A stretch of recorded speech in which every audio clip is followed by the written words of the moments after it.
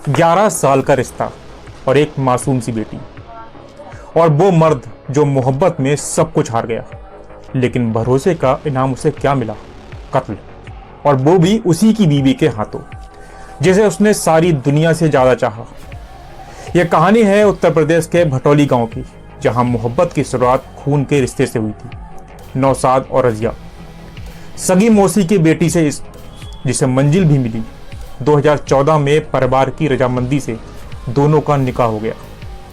शादी के बाद जिंदगी पटरी पर थी। बेटी हुई और फिर नौशाद अपने ख्वाबों को पूरा करने दुबई चला गया। वो वहां दिन रात मेहनत करता रहा ताकि बीवी बेटी को अच्छी जिंदगी दे सके, लेकिन उस दौरान कुछ और ही कहानी लिखी जा रही थी। रजिया ने अपने ही ननद के बेटे रोमान उससे रिश्ता जोड़ लिया और मोहब्बत धीरे धीरे गुनाह में बदल गई। गांव में फुसफुसाहटें होने लगीं। जब नौशाद लौटा तो उसे भी शक हुआ। मामला पंचायत तक पहुंचा, लेकिन मोहब्बत में अंधा वो शख्स रजिया को माफ कर गया।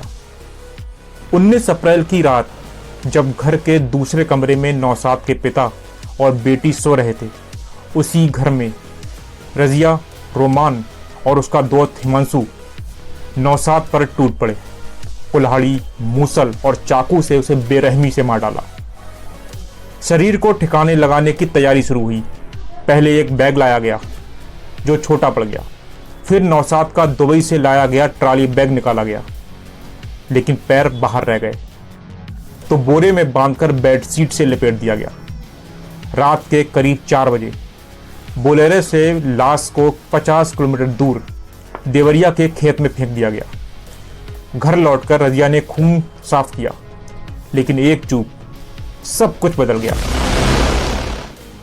जिस बैग में लाश पैक की गई थी, उसी में रह गया था एयरपोर्ट का टैग और पासपोर्ट की फोटोकॉपी। बस यही था पुलिस के लिए पहला सुराग और रजिया की कहानी का आखिरी पन्ना। पुलिस के सामने पेश हुई रजिया चेहरा छिपा रही थी। आंखों में नकली आंसू थे, लेकिन जुर्म की स्याही चेहरे से साफ पड़ी जा सकती थी। उस मासूम बेटी की आंखों में सिर्फ खामोशी थी, जिसकी मां कातिल बन गई और पिता अब लाश बन चुका था। नौशाद की बहन रोती रही, मुझे फांसी चाहिए, मेरे भाई के कातिलों को।